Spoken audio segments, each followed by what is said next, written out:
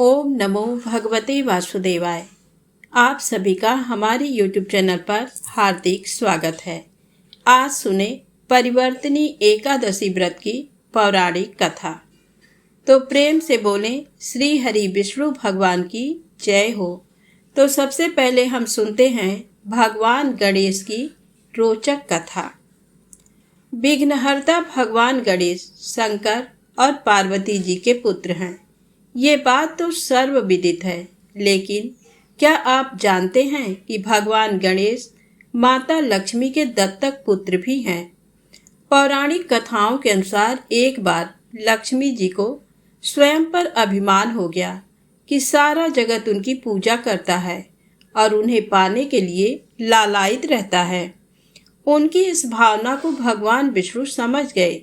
भगवान विष्णु ने माता लक्ष्मी का घमंड व अहंकार ध्वस्त करने के उद्देश्य से उनसे कहा कि देवी, भले ही सारा संसार आपकी पूजा करता है और आपको पाने के लिए व्याकुल रहता है, किंतु आप में एक बहुत बड़ी कमी है।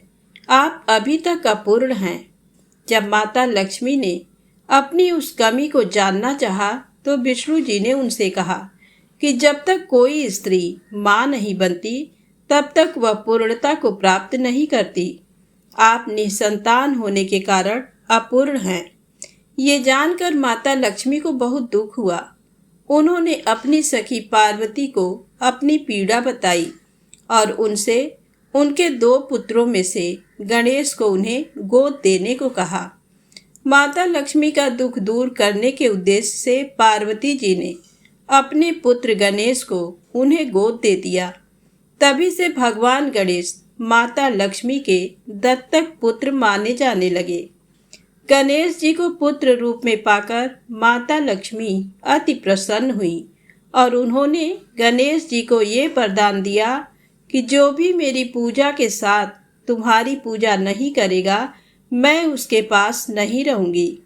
इसीलिए सदैव लक्ष्मी जी के साथ उनके दत्तक पुत्र भगवान गणेश की पूजा की जाती है। तो प्रेम से बोले गणेश जी महाराज की जय हो। अब आइए सुने परिवर्तनी एकादशी व्रत की पौराणिक कथा। साथ में जानेंगे राजा बलि की पुत्री रत्नमाला की कहानी। तो प्रेम से बोले श्री हरि विष्णु भगवान की जय हो। एकादशी का व्रत एक दिन पहले सूर्यास्त से शुरू होकर एकादशी के अगले दिन सूर्योदय के बाद तक रखा जाता है। पारण के शुभ मुहूर्त में ही पारण करने पर व्रत का फल मिलता है। कहा जाता है कि इस दिन भगवान विष्णु के वामन अवतार की पूजा की जाती है। इसके व्रत का महत्व वाजपेयी यज्ञ के समान माना गया है। इस दिन लक्ष्मी जी की पूजा करने से धन की कमी दूर हो जाती है। महाभारत में श्री कृष्ण ने अर्जुन को एकादशी के व्रत के महात्म के बारे में बताते हुए व्रत की कथा सुनाई थी और साथ ही एकादशी का व्रत रखने को भी कहा था। कथा के अनुसार त्रेता युग में बलि नाम का असुर था। असुर होने के बावजूद वे धर्म कर्म में लीन रहता था और लोगों की काफ़ी मदद और सेवा करता था। ऐसा करके वो अपने तप और भक्ति भाव से बलि देवराज इंद्र के बराबर आ गया, जिसे देखकर देवराज इंद्र और अन्य देवता भी घबरा गए। उन्हें लगने लगा कि बलि कहीं स्वर्ग का राजा न बन जाए। ऐसा होने से रोकने के लिए इंद्र ने भगवान विष्णु की शरण ली और अपनी चिंता उनके सम्मुख रखी। इतना ही नहीं, इंद्र ने भगवान विष्णु से रक्षा करने की प्रार्थना की। इंद्र की इस समस्या के समाधान के लिए भगवान विष्णु ने वामन रूप धारण किया और राजा बलि के सम्मुख प्रकट हो गए। वामन रूप में भगवान विष्णु ने विराट रूप धारण कर एक पांव से पृथ्वी, दूसरे पांव की एड़ी से स्वर्ग और पंजे से ब्रह्मलोक को नाप लिया। अब भगवान विष्णु के पास तीसरे पांव के लिए कुछ बचा ही नहीं। तब राजा बलि ने तीसरा पैर रखने के लिए अपना सिर आगे कर दिया। भगवान वामन ने तीसरा पैर उनके सिर पर रख दिया। भगवान राजा बलि की इस भावना से बेहद प्रसन्न हुए और उन्हें पाताल लोक का राजा बना दिया। अब आइए जाने राजा बलि की पुत्री रत्नमाला की कहानी। परिवर्तनी एकादशी पर भगवान विष्णु के वामन अवतार और राजा बलि की कथा पढ़ने या सुनने की मान्यता है। इसके साथ ही राजा बलि की पुत्री रत्नमाला की कहानी भी इस दिन पढ़ी जाती है। तो आइए जानते हैं रत्नमाला की कहानी। भगवान श्री कृष्ण द्वारा जिस पूतना राक्षसी का वध किया गया था, वो पिछले जन्म में राजा बलि की पुत्री रत्नमाला थी। रत्नमाला पिछले जन्म में एक राजकन्या थी। राजा बलि के यहाँ जब भगवान विष्णु वामन अवतार में पधारे तो उनकी सुंदर और मनमोहक छवि देखकर रत्नमाला के मन में ममत्व जाग उठा। रत्नमाला मन ही मन सोचने लगी कि काश उनका भी ऐसा ही पुत्र होता जिसे वे हृदय से लगाकर दुग्ध पान कराती। रत्नमाला के मन में चल रहे इस भाव को भगवान वामन ने जान लिया था, जिसके बाद उन्होंने तथास्तु कहा। लेकिन इसके बाद भगवान वामन ने राजा बलि का अहंकार दूर करने के लिए 3 पग में सारी भूमि नाप दी। इसे राजा बलि समझ गए और उन्हें अपनी गलती का एहसास हो गया और उन्होंने भगवान वामन से माफ़ी मांगी। रत्नमाला ये सब देख रही थी। उसे लगा कि ये उसके पिता का अपमान है और वह इसे देख क्रोधित हो गई और भगवान को मन ही मन बुरा भला कहना शुरू कर दिया। रत्नमाला मन ही मन कहने लगी कि अगर ये मेरा पुत्र होता तो मैं इसे विष दे देती। भगवान रत्नमाला के इस भाव को भी जान गए और तथास्तु कह दिया। भगवान द्वारा तथास्तु कहने के कारण रत्नमाला ने अगले जन्म में पूतना राक्षसी के रूप में जन्म लिया। मथुरा में कंस की दासी बनी और गोकुल में श्री कृष्ण को मारने के लिए पूतना को भेजा गया। पूतना ने गोकुल पहुंचकर वेश बदल लिया। उसने सुंदर स्त्री का वेश धारण कर लिया। वो भगवान श्री कृष्ण के पास गई और उन्हें दुग्धपान कराने लगी। भगवान श्री कृष्ण ने पूतना को पहचान लिया था और उसका वध कर दिया। भगवान विष्णु ने पूतना की दुग्ध और विष पिलाने की इच्छा को भी पूर्ण किया और भगवान श्री कृष्ण ने पूतना को जन्म मरण के बंधन से मुक्त कर दिया। तो प्रेम से बोले श्री हरि विष्णु भगवान की जय हो। अब आइए सुने बहुत ही रोचक कथा माता महालक्ष्मी और उनकी बहन ज्येष्ठा की कहानी। एक दिन लक्ष्मी जी की बड़ी बहन ज्येष्ठा ने उनसे कहा, बहुत दिनों से एक बात मेरे मस्तिष्क में कौंध रही है, सोचती हूँ कि तुमसे पूछूं या नहीं। लक्ष्मी जी ने मुस्कुरा कर कहा, ऐसी क्या बात है बहन, मन में जो कुछ भी है निसंकोच पूछो। वैसे भी कोई बात मन में न रखकर उसका समाधान कर लेना ही बुद्धिमानी है। तब अलक्ष्मी ने कहा, मैं अक्सर यही सोचती रहती हूँ कि सुंदरता में हम दोनों बराबर हैं, फिर भी लोग तुम्हारा आदर करते हैं और मैं जहाँ भी जाती हूँ वहाँ उदासी छा जाती है। मुझे लोगों की घृणा और क्रोध का शिकार होना पड़ता है, जबकि हम दोनों सगी बहनें हैं। ऐसा क्यों? तब लक्ष्मी जी ने हंसकर कहा, सगी बहन या समान सुंदरता होने से ही आदर नहीं मिलता, उसके लिए अपने को भी कुछ करना चाहिए। लोग मेरा आदर इसलिए करते हैं क्योंकि मैं उनके घर पहुंचते ही सुख के साधन जुटा देती हूँ। संपत्ति और वैभव से आनंदित होकर लोग मेरा उपकार मानते हैं, तभी मेरी पूजा करते हैं। उधर तुम्हारा ये हाल है कि जिसके यहाँ भी तुम जाती हो उसको गरीबी, रोग और आपदा सहनी पड़ती है। इसी वजह से लोग तुमसे घृणा करते हैं, कोई आदर नहीं करता। आदर पाना है तो दूसरों को सुख पहुंचाओ। ज्येष्ठा को लक्ष्मी जी की बात चुभ गई। उन्हें लगा कि लक्ष्मी को अपनी महिमा का अभिमान हो गया है। उन्होंने तड़प कर कहा, लक्ष्मी, तुम मुझसे हर बात में छोटी हो, अवस्था में भी और प्रभाव में भी। मुझे उपदेश देने का भी विचार न करो। अगर तुम्हें अपने वैभव का अहंकार है तो मेरे पास भी अपना एक प्रभाव है। मैं जब अपनी पर आ जाऊं तो तुम्हारे करोड़पति भक्त को भी पल भर में भिखारी बना दूं। इतना सुनकर लक्ष्मी जी को हंसी आ गई और कहने लगी, बहन, तुम बड़ी हो इसलिए कुछ भी कह लो, लेकिन जहाँ तक प्रभाव की बात है मैं तुमसे कम नहीं हूँ। जिसको तुम भिखारी बनाओगी उसे मैं दूसरे दिन रंक से फिर राजा बना दूंगी। मेरी महिमा का अभी तुम्हें पता ही कहाँ है। अलक्ष्मी ने कहा, और तुम्हें भी मेरी महिमा का पता ही नहीं है।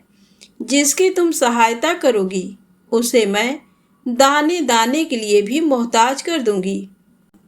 लक्ष्मी जी ने कहा, देखो बहन, दाने दाने के लिए तुम उसे मोहताज कर सकती हो जिससे मैं रूठ जाऊं, जिसके सिर पर मेरा वरद हस्त ना हो, उसका तुम कुछ भी बिगाड़ सकती हो। परंतु जिस पर मेरी कृपा दृष्टि है उसका कोई भी बाल तक बांका नहीं कर सकता। अगर तुम अपना प्रभाव दिखाने को इतनी ही उतावली हो रही हो तो कल अपना प्रभाव दिखाकर देख लेना। अलक्ष्मी बोली, ठीक है, बोलो कहाँ चलें? तब माता लक्ष्मी ने कहा, दूर क्यों जाएं? पास ही के गांव में एक ब्राह्मण रहता है, उसका नाम है दीनानाथ। वह हर रोज मंदिर में पूजा करने जाता है और मेरा पक्का भक्त है। उसी पर हमें अपनी अपनी महिमा दिखानी है। ज्येष्ठा को ताव आ गया। उन्होंने हाथ झटक कर कहा, ठीक है, देख लेना, कल तुम्हारा सिर ही झुक जाएगा। कहकर वह एक ओर चली गईं। लक्ष्मी जी वहीं खड़ी बहन के क्रोध और अहंकार पर मुस्कुराती रहीं। दूसरे दिन दोनों बहनें गांव के विष्णु मंदिर में पहुंची। उन्होंने वेश बदल रखा था। साधारण स्त्रियों की तरह वे दोनों मंदिर के द्वार पर बैठ गईं। लोगों ने देखा तो अवश्य, लेकिन किसी ने उनकी ओर कोई खास ध्यान नहीं दिया। ध्यान देने वाली कोई खास बात थी भी नहीं। वह मंदिर था और वहाँ हर रोज दीन दुखी आते जाते रहते थे। वहाँ आने वाले सभी किसी न किसी परेशानी में घिरे रहते थे। फिर भला उन्हें किसी दूसरे की परेशानी से क्या सरोकार हो सकता था। थोड़ी देर बाद वहाँ दीनू पंडित आया।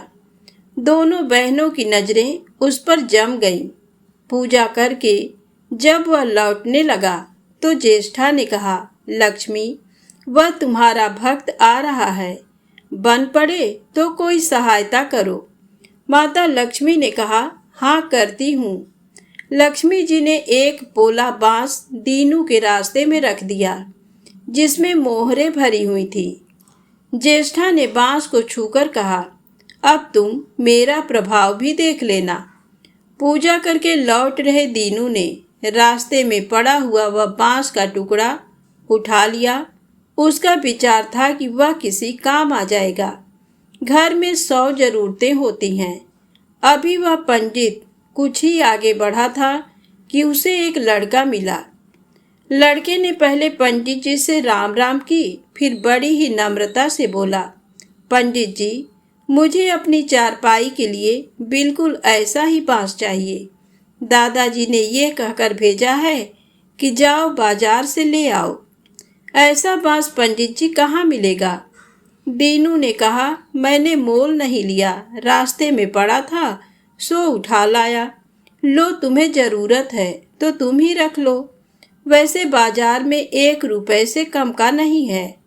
लड़के ने चवन्नी देते हुए कहा, मगर मेरे पास तो ये चवन्नी ही है पंडित जी। अभी तो आप इसे ही रखिए, बाकी 12 आने शाम को दे जाऊंगा। पंडित जी खुश थे कि बिना किसी हील हुज्जत के रुपया कमा लिया। दीनू पंडित ने चवन्नी लेकर बांस लड़के को दे दिया और वह चवन्नी अपनी डोलची में रख दी। मंदिर के पास खड़ी दोनों देवियां ये सारी लीला देख रही थी। ज्येष्ठा ने कहा, लक्ष्मी, देखा तुमने, तुम्हारी इतनी सारी मोहरें मात्र एक चवन्नी में बिक गई, और अभी क्या, ये चवन्नी भी तुम्हारे भक्त के पास नहीं रुकेगी। चलो उसके पीछे चलते हैं और देखते हैं कि क्या होता है। दोनों बहनें दीनू के पीछे पीछे चलने लगीं। एक तालाब के पास दीनू ने डोलची रख दी और कमल के फूल तोड़ने लगा। उसी बीच एक चरवाहे का लड़का आया और डोलची में रखी हुई चवन्नी लेकर भाग गया। दीनू को पता ही नहीं चला। फूल तोड़कर वह अपने घर चलने लगा। इतने में वही लड़का आता हुआ दिखाई दिया जिसने चवन्नी देकर उससे बांस ले लिया था। करीब आकर वह बोला, पंडित जी, ये बांस तो बहुत वजनी है। दादाजी ने कहा है कि कोई हल्का बांस चाहिए, इसकी चारपाई ठीक ना होगी। ये लीजिए, आप अपना बांस वापस ले लीजिए। कहकर उसने बांस पंडित जी के हवाले कर दिया। दीनू ने बांस ले लिया, लेकिन चवन्नी तो डोलची में थी ही नहीं। तब उसने कहा, बेटा, चवन्नी तो कहीं गिर गई, तुम मेरे साथ घर चलो, वहाँ दूसरी दे दूंगा। इस समय मेरे पास एक भी पैसा नहीं है। तब आप जाइए, मैं शाम को आकर घर से ले लूँगा। ऐसा कहकर लड़का अपनी राह लौट गया। बांस फिर से पंडित जी के ही पास आ गया और लक्ष्मी जी हौले से मुस्कुराईं। उनको इस प्रकार मुस्कुराते देखकर ज्येष्ठा मन ही मन में जल उठी। वह बोली, अभी तो खेल शुरू ही हुआ है, देखती चलो कि मैं इसे कैसे तिगनी का नाच नचाती हूँ। दीनू बेचारा इन सब बातों से बेखबर अपनी ही धुन में आगे बढ़ा चला जा रहा था। उसे क्या पता था कि वह शतरंज का मोहरा बना हुआ है। वह तो धूप छांव की भांति दोनों बहनों का प्रभाव सहता चुपचाप चला जा रहा था। आगे चलकर गांव का एक अहीर मिला। उसने दीनू को चवन्नी वापस करते हुए बताया, पंडित जी, मेरा लड़का आपकी डोलची से ये चवन्नी उठा लाया था। वह बड़ा ही शैतान है। मैं आपकी वही चवन्नी लौटाने आया हूँ। हो सके तो उस शैतान को माफ कर दीजिएगा। दीनू ने आशीर्वाद देकर चवन्नी ले ली और प्रसन्न मन से उस लड़के को पुकारने लगा, जो शाम को घर आकर चवन्नी लेने की बात कहकर लौटा जा रहा था। आवाज सुनकर लड़का लौट आया। अपनी चवन्नी वापस पाकर वह भी प्रसन्न हो गया। दीनू पंडित निश्चिंत मन से घर की ओर बढ़ने लगा। उसके एक हाथ में पूजा की डोलची थी और दूसरे में वही 5 हाथ का लंबा बांस। राह चलते दीनू पंडित सोच रहा था, बांस तो काफी वजनी है।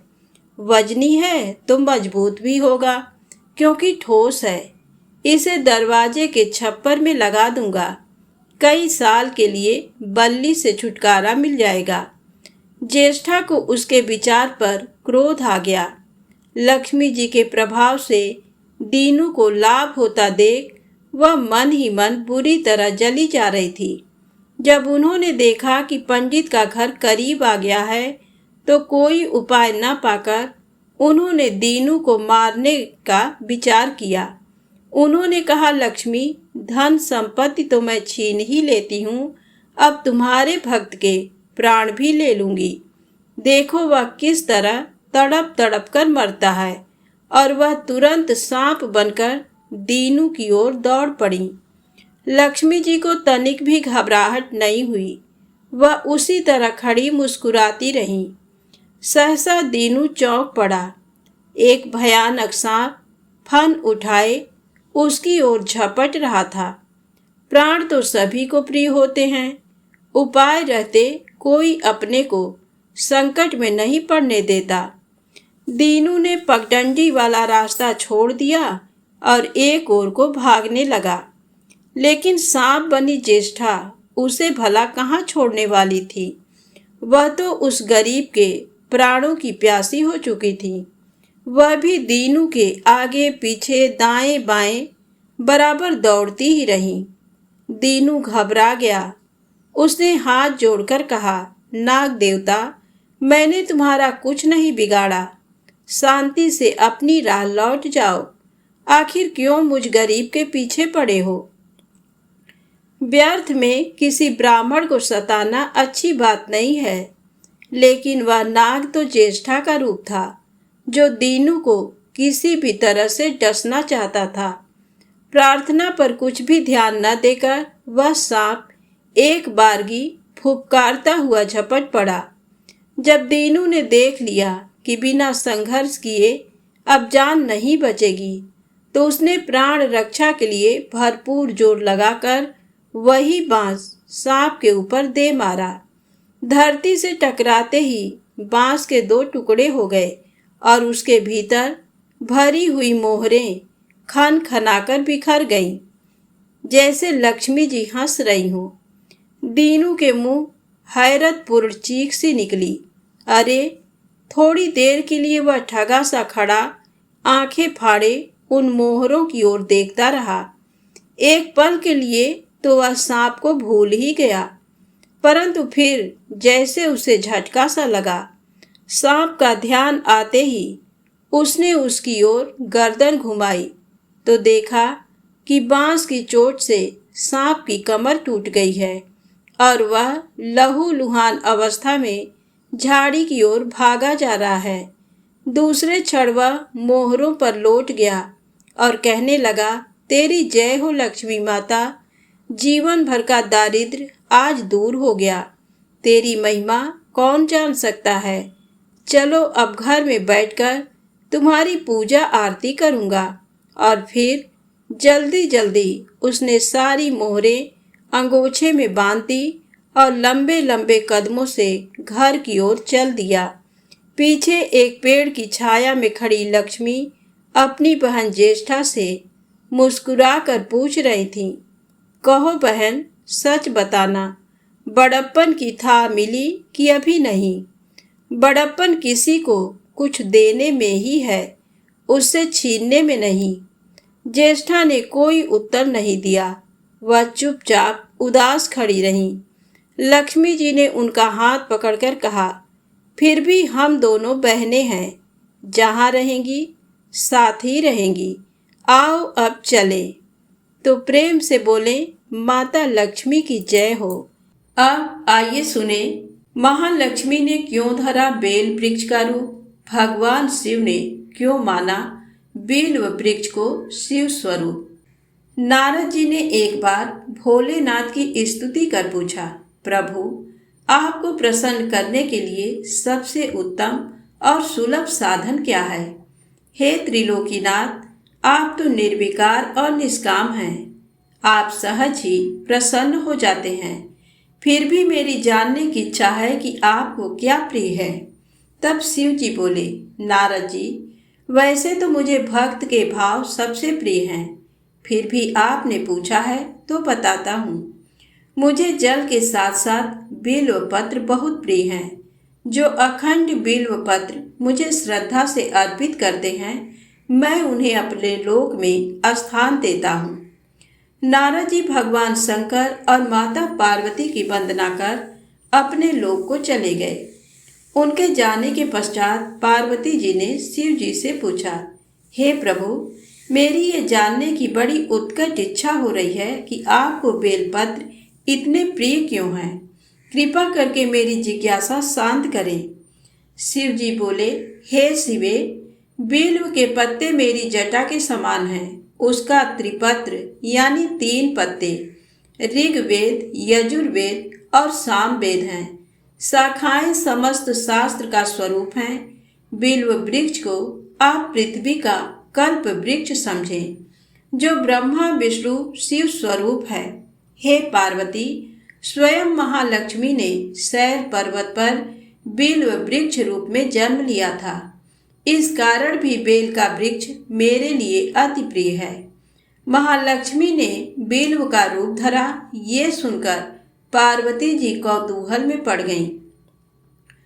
पार्वती जी कौतूहल से उपजी जिज्ञासा को रोक न पाई। उन्होंने पूछा, देवी लक्ष्मी ने आखिर बिल्व वृक्ष का रूप क्यों लिया? आप ये कथा विस्तार से कहें। भोलेनाथ ने देवी पार्वती को कथा सुनानी शुरू की। हे देवी, सतयुग में ज्योति रूप में मेरे अंश का रामेश्वर लिंग था। ब्रह्मा आदि देवों ने उसका विधिवत पूजन अर्चन किया था। इसका परिणाम ये हुआ कि मेरे अनुग्रह से वाणी देवी सबकी प्रिया हो गईं। वह भगवान विष्णु को सतत प्रिय हो गईं। मेरे प्रभाव से भगवान केशव के मन में वाग्देवी के लिए जितनी प्रीति उपजी हुई वह स्वयं लक्ष्मी को नहीं भाई। लक्ष्मी देवी का श्रीहरि के प्रति मन में कुछ दुराव पैदा हो गया। वह चिंतित और रुष्ट होकर चुपचाप परम उत्तम श्रीशैल पर्वत पर चली गईं।